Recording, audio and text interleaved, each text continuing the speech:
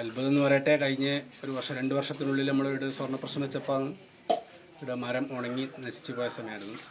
പക്ഷേ പ്രശ്നം വെക്കുമ്പോൾ നമ്മൾ ഇത്രയും ആളുകൾ ഇങ്ങനെ ചെറിയൊരു കാഞ്ഞിരമരം വളരെ നമ്മളെ ശ്രദ്ധയിൽപ്പെട്ടത്. നമസ്കാരം. ശ്രീനി ആലക്കോട് ഇങ്ങ് തേരണ്ടിയിൽ നിന്നാണ്. ചപ്പാറോട്ട് പഞ്ചായത്തിലെ ഒരു ഗോപാലകൃഷ്ണ ക്ഷേത്രത്തിൽ നിന്ന് കാഞ്ഞിരത്തെ അതിൻ്റെ ചൈതന്യം ഉൾക്കൊണ്ടുകൊണ്ട് ആരാധിക്കുന്ന അപൂർവം ക്ഷേത്രങ്ങളിൽ ഒന്നാണ് തേരണ്ടി ശ്രീ ഗോപാലകൃഷ്ണ ക്ഷേത്രം.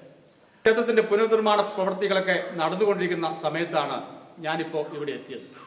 ക്ഷേത്രത്തെക്കുറിച്ച് ചില ഐതിഹ്യങ്ങൾ ഇവിടെ പറഞ്ഞു കേട്ടത്, ഈ കാലികളെ മേയ്ക്കാൻ പോകുന്ന ആളുകൾ കാലികളൊക്കെ മേയിച്ചിട്ട് വന്നിട്ട് ഇവിടെ ക്യാമ്പ് ചെയ്യും.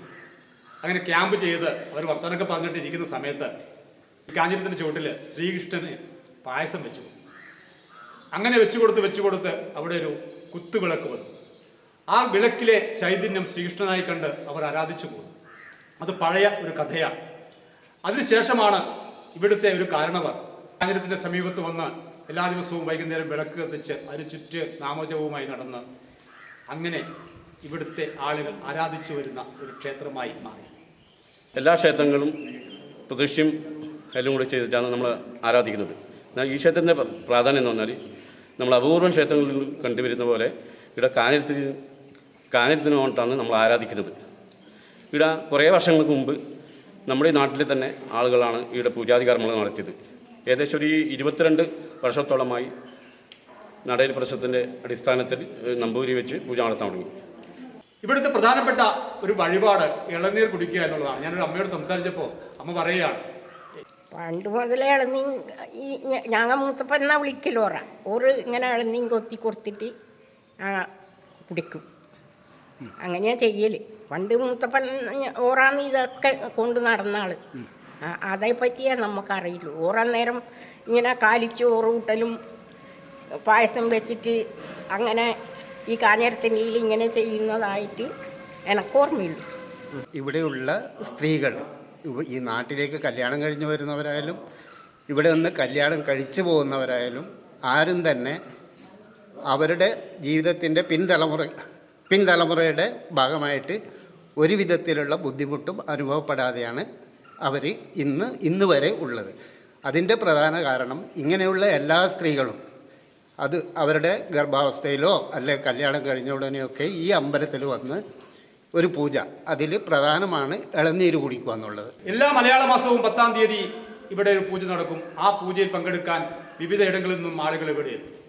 100 വർഷത്തിന് മേലെ പഴക്കമുള്ള ക്ഷേത്രമാണ് എന്നതുകൊണ്ട് തന്നെ പുറത്തുനിന്നുള്ള ഈ പ്രദേശത്തിന് പുറമെ പുറത്തുനിന്നുള്ള ആൾക്കാരൊക്കെ ഈ ഭഗവാൻ ശ്രീകൃഷ്ണൻ്റെ ഈ വിശ്വാസത്തിൽ ആർജിച്ചുകൊണ്ട് ഇവിടെ വഴിപാട് കഴിക്കുകയും അവരുടെ ഇഷ്ടങ്ങളൊക്കെ സാധിച്ചു കൊടുക്കുകയും ഭഗവാൻ ചെയ്തിട്ടുണ്ട്. ഇനി നമ്മുടെ വിശ്വാസികളുടെ ഒരു അഭ്യർത്ഥനയാണ്, ഇത്തരം ഒരുപാട് ക്ഷേത്രങ്ങൾ, മഹാക്ഷേത്രങ്ങൾ നമ്മുടെ നാട്ടിലുണ്ട്. നാമാവശേഷമായ ക്ഷേത്രങ്ങളാണ്. ആ ക്ഷേത്രങ്ങളൊക്കെ വീണ്ടും വീണ്ടും ഇങ്ങനെ ഉയർന്നുയർന്നു വരണം.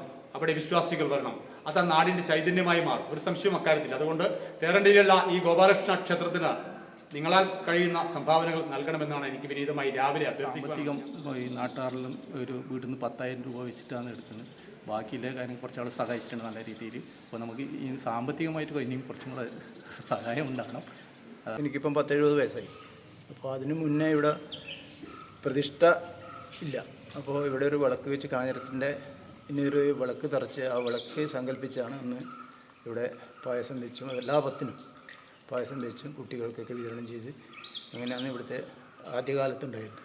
എൻ്റെ ഒരു കാഞ്ഞിരമരം ഉണ്ടായിരുന്നു തൊട്ടപ്പുറത്ത്, എൻ്റെ വലത്ത് കുറച്ച് മാറിയിട്ടാണ് ആ കാഞ്ഞിരമരം. ഇവിടെ അന്ന് ഇവർ ഈ ക്ഷേത്രം നിർമ്മിക്കാൻ തീരുമാനിച്ചു. അങ്ങനെ സ്വർണ്ണ പ്രശ്നം വെച്ചപ്പോൾ ആ കാഞ്ഞിരം നിലനിൽക്കുന്നിടത്തോളം കാലം ഇവിടെ ക്ഷേത്രം നിർമ്മിക്കാൻ പാടില്ല എന്ന് സ്വർണ്ണ പ്രശ്നത്തിൽ ആ കാഞ്ഞിരത്തിന് എന്തെങ്കിലും നാശമുണ്ടാകുമ്പോൾ മാത്രമേ ഇവിടെ ക്ഷേത്രം നിർമ്മിക്കാൻ കഴിയുന്ന രീതിയിലേക്ക് സ്വർണ്ണ പ്രശ്ന ചിന്ത വഴിമാറി. അങ്ങനെ ഇവർ കാത്തിരുന്നു. നാട്ടിൽ കാഞ്ഞിരം മുടങ്ങിയപ്പോൾ നാട്ടിൽ വലിയ വ്യാധികളൊക്കെ പടർന്നു. അങ്ങനെ ആളുകളൊക്കെ മനോവിഷമത്തിലായി. അങ്ങനെ വീണ്ടും സ്വർണ്ണ പ്രശ്നം വെച്ചു. ആ സ്വർണ്ണ പ്രശ്നത്തിലാണ് ആ കാഞ്ഞിരത്തിന് തൊട്ടപ്പുറത്ത്, നിങ്ങൾ ബുദ്ധിമുട്ടേണ്ടതില്ല, തൊട്ടപ്പുറത്ത് ഒരു കാഞ്ഞിരം തൈ വളർന്നു വരും എന്ന് പറയുന്നത്. അങ്ങനെ ഇവർ നോക്കി നിൽക്കിയ ഒരു കാഞ്ഞിരത്തൈ അവിടെ വളർന്നു വന്നു. ആ കാഞ്ഞിരത്തൈ ഇപ്പോൾ ഇങ്ങനെയായത് അധികകാലം മുമ്പല്ല, ഈ അടുത്ത കാലത്താണ്. ഈ നിർമ്മാണ പ്രവൃത്തി തുടങ്ങിയപ്പോൾ ചെറിയ വൃക്ഷമായ ചെറിയൊരു തൈയായിരുന്നത് ഇപ്പോൾ ഉയർന്നിരുന്നു വരികയാണ് അല്ലേ? പ്രശ്നം പലരുടെയും കണ്ണുകൾ നിറയുന്നുണ്ട്. ഇതൊരു അത്ഭുതമാണ്. ഇത്തരത്തിലുള്ള അത്ഭുതങ്ങൾ നമ്മുടെ നാട്ടിൽ സംഭവിക്കുന്നുണ്ട്. പക്ഷെ നമ്മളൊക്കെ അതിനെ അങ്ങനെ കാണുന്നില്ല എന്ന് മാത്രം. ഈ വീഡിയോ കാണുന്ന ആളുകൾ ഒരിക്കലെങ്കിലും ഇവിടെ സന്ദർശിക്കണം. നല്ല എനർജിയോടുകൂടി നിങ്ങളുടെ മനസ്സിലെ ദുഃഖങ്ങളകറ്റി നിങ്ങൾക്ക് തിരിച്ചു പോകാൻ കഴിയും. എല്ലാവർക്കും നന്മ വരട്ടെ. മറ്റൊരു വിഷയമായി വീണ്ടും കാണാം. Good bye.